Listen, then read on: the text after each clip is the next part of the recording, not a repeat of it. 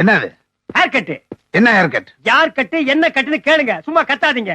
இதுக்கு பேரு மஷ்ரூம் கட்டு. வெளிநாட்டுல என்ன மாதிரி சின்ன பசங்க எல்லாம் இந்த மாதிரி தான் கட் பண்ணிருக்காங்க. பாய்ஸ் கட்டு. எப்படி பாய்ஸ் கட்டா? யா. ஹலோ, இது நம்ம ஊர் பக்கம் நூல் கட்டி அடிப்பாங்க. அப்படி இல்லாட்டி தலையில மொத்தமா சட்டி கவுத்து கீழ இருக்கிறதெல்லாம் சிரைச்சிருவாங்க. இந்த கேளாங்கட்டு மஷ்ரூம் கட்டுல நம்ம கிட்ட விடாதீங்க. சும்மா கத்தாதீங்கப்பா. அமெரிக்கா, ஜப்பான், சைனாவுல எல்லாம் நிமிஷத்துக்கு நிமிஷம் ஃபேஷன் சேஞ்ச் ஆகிட்டே இருக்கு. அவங்க எல்லாம் தொழில எங்கேயோ போயிட்டு இருக்காங்க. நம்ம இந்த நக்கலு, கிண்டலு, பொத்தலு, ஜாதி சண்டை இதுல தானே முன்னேறிட்டு இருக்கோம். முதல்ல எஸ்எஸ்எல்சி பாஸ் பண்ற வழிய பாடுறா. 15 வருஷமா எஸ்எஸ்எல்சி எழுதிட்டு இருக்கான் பாஸ் பண்ற வழிய காணும். நான் பாஸ் பண்ண மாட்டேன் நெகட்டி தலையா.